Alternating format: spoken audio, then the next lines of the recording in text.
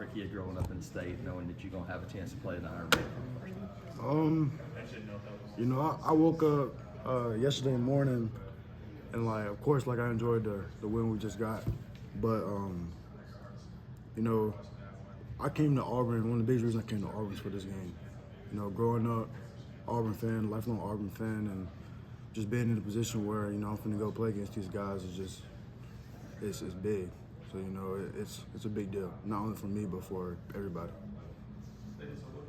How much?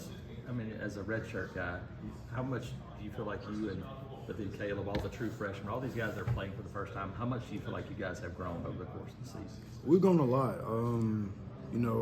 Just being put in positions where, for instance, where we was in the game and our corners may have gotten beat, and just being able to finish that game. We were put in other positions where they may have gotten beat earlier in the season, not really being able to finish, but to getting beat and just coming back and being able to finish, I think that's one of the biggest things.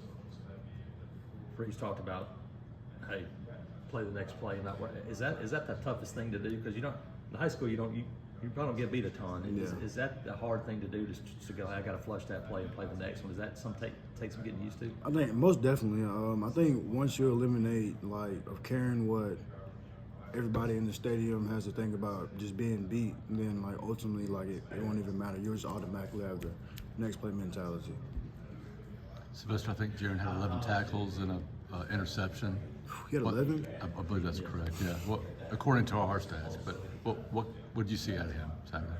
Jaron he just does it at practice. He's consistent. He's a dog. He's a ball player. I don't surprise me that he had 11. I didn't know he had 11, but he's just gonna fly around, get to the ball, make plays. He's a playmaker. You guys get another athletic quarterback that can swing around and create. How much do guys like that put pressure on defense because of their ability to run? I think the dual threat quarterback is becoming more of a norm in college football.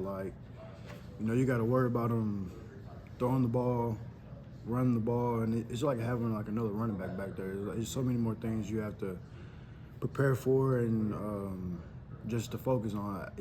It's tough. It's definitely a task at hand. You weren't on the field for that last play last year. But how much has that been obviously all year you guys think about it, but does it come back to the forefront this week as you get ready to play Alabama? Most definitely.